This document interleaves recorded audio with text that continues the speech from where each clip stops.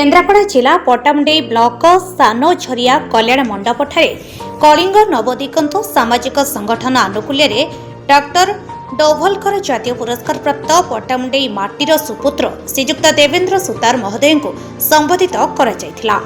विशिष्ट पत्रकार और समाज संस्कारक भावे से जड़े जनाशुना व्यक्ति। उक्त सभारे संगठन सभापति श्रीजुक्त विजय दास सभापतित्व करुथिबा बेले सीपीएम नेता गयाधर धड़ अतिथि परिचय प्रदान करथिले। संगठन कोषाध्यक्ष विशिष्ट चाषी नेता श्रीजुक्त दासरथी साहू अतिथि मानक संबोधित करथिले।